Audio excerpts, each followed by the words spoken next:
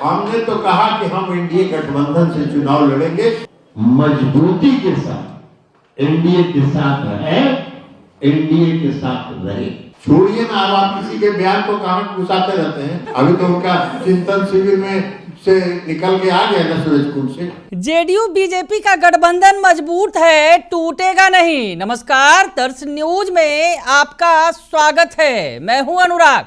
सुलह सफाई हो चुकी है। बीजेपी के नेता सीना ठोक ठोक कर कह रहे हैं कि हम नीतीश कुमार के नेतृत्व में ही 2025 का बिहार विधानसभा चुनाव लड़ेंगे। और आज इसके बाद जेडीयू ने भी स्पष्ट कर दिया कि हमारा गठबंधन अटूट है, टूटेगा नहीं। जिस तरह से दिल्ली में आज ललन सिंह जो केंद्रीय मंत्री हैं और पार्टी के जदयू के कार्यकारी अध्यक्ष संजय झा ने प्रेस कॉन्फ्रेंस किया और प्रेस कॉन्फ्रेंस में सब कुछ स्पष्ट कर दिया कि बीजेपी के साथ हमारा गठबंधन अटूट है। और जो चर्चा हो रही है जिस तरह से कि आरजेडी के साथ जा सकते हैं, ये सब बेफजूल की चर्चा है। तो सबसे पहले बयान सुनवा देते हैं आपको ललन सिंह का। ललन सिंह क्या कुछ कह रहे हैं इस पूरे घटनाक्रम के बारे में। जब उनसे सवाल पूछा गया कि चर्चा तेज है बिहार में कि बीजेपी के साथ संबंध खराब हैं और आरजेडी के साथ फिर से जा सकते हैं, तो क्या कुछ कहा ललन सिंह ने, सुन लीजिए आप। अब ये बड़े भाई छोटे भाई का तो फैसला आप करते रहे। हम तो कहे हमने तो कहा कि हम एनडीए गठबंधन से चुनाव लड़ेंगे। कौन बड़ा भाई होगा, कौन छोटे भाई होगा, इसका आकलन आप करते रहिए। बिहार से जुड़ा हुआ सवाल है, क्योंकि अगले साल दिल्ली में भी विधानसभा चुनाव है और दूसरा राज्य बिहार का साल के अंत में। अभी कई नेताओं के, एनडीए नेताओं का बयान है, बीजेपी के प्रदेश अध्यक्ष का भी आया बयान वहां के नेतृत्व को लेकर। नीतीश कुमार के नेतृत्व में ही बिहार विधानसभा चुनाव लड़ेंगे। और दूसरा सवाल यह है कि बहुत कयास और र्यूमर उड़ते रहता है कि फिर कहीं जेडीयू आरजेडी में कोई गठबंधन न हो, तो इन सवालों पे क्या कहें? ये सब सवाल काल्पनिक। जनता दल यूनाइटेड मजबूती के साथ एनडीए के साथ है, एनडीए के साथ रहे।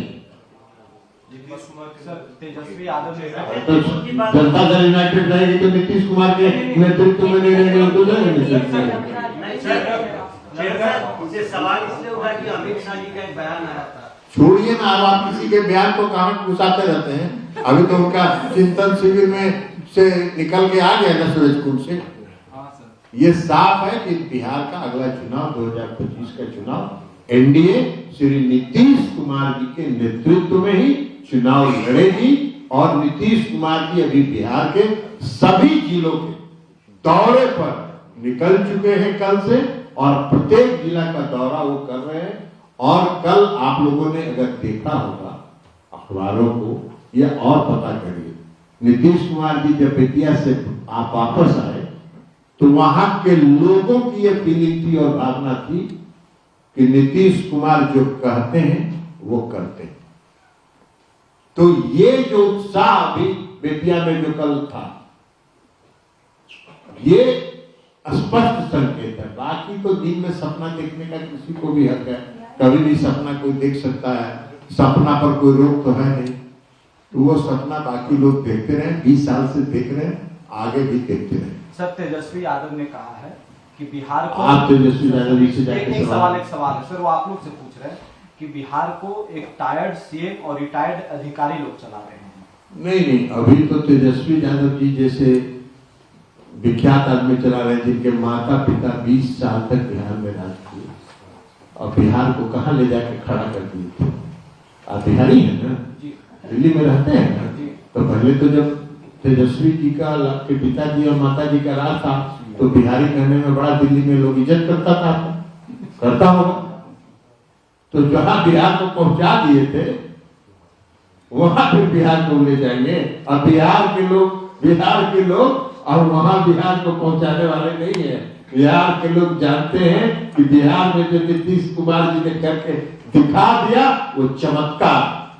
तो ललन सिंह ने सब कुछ साफ कर दिया और कहा कि ऐसी कोई भी बात नहीं है, गठबंधन मजबूत है और पूरी तरह से मजबूती के साथ टिका हुआ है और नीतीश कुमार के नेतृत्व में ही चुनाव लड़ा जाएगा, ये अब साफ हो चुका है। सूरज कुंड की बैठक में से निकलकर नया सवेरा आ गया है गठबंधन को लेकर।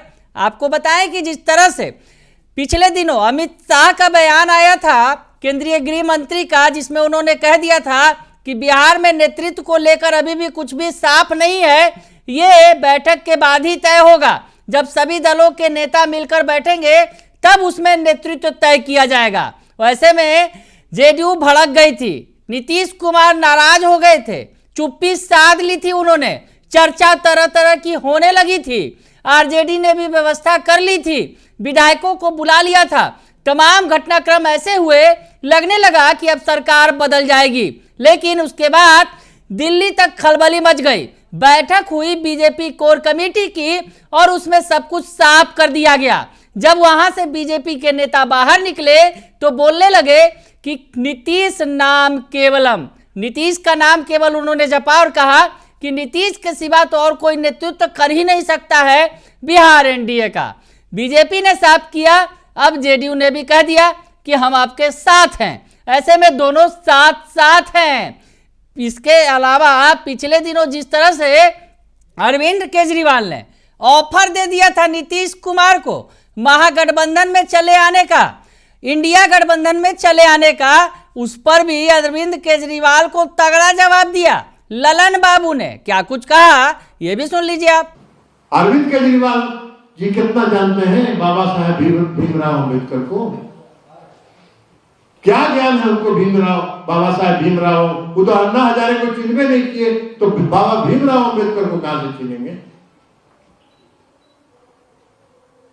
नीतीश कुमार जी लंबे समय से इस देश की राजनीति में केंद्र में महत्वपूर्ण विभागों के मंत्री रहे, 19 साल से बिहार के मुख्यमंत्री हैं। आज तक किसी ने कभी कोई छींटा और लांछन लगाया नीतीश कुमार जी? नीतीश कुमार जी के नैतिक बल के सामने अरविंद केजरीवाल को क्या नैतिक बल है कि उनको सलाह दे? अरे आपको तो चाहिए था कि नीतीश कुमार जी के जाके चरण में नतमस्तक होते और कुछ उनसे शिक्षा लेते, कुछ ग्रहण करते।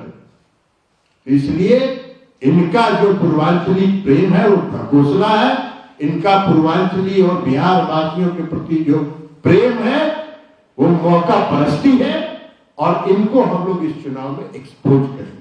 तो आपने सुन लिया कि ललन सिंह क्या कह रहे हैं। अरविंद केजरीवाल को उनकी हैसियत बता रहे हैं और कह रहे हैं कि नीतीश कुमार के तो जाकर पैर पकड़ने चाहिए अरविंद केजरीवाल को, उनके आगे क्या टिकेंगे?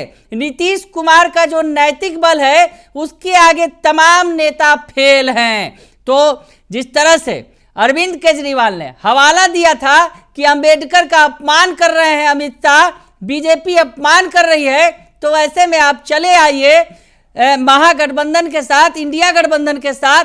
तो इस पर भी जेडीयू ने दो टूक जवाब अरविंद केजरीवाल को दे दिया और साथ ही ये भी कह दिया कि दिल्ली के अंदर वो चुनाव लड़ेंगे बीजेपी के साथ और अरविंद केजरीवाल को उनकी हैसियत बताएंगे, पूर्वांचलियों को, बिहारियों को बताएंगे कि अरविंद केजरीवाल किस तरह से उन्हें ठग रहे हैं। बने रहिए दर्श न्यूज के साथ, तमाम खबरों से आपको अपडेट रखेंगे। फिलहाल के लिए इतना ही, धन्यवाद।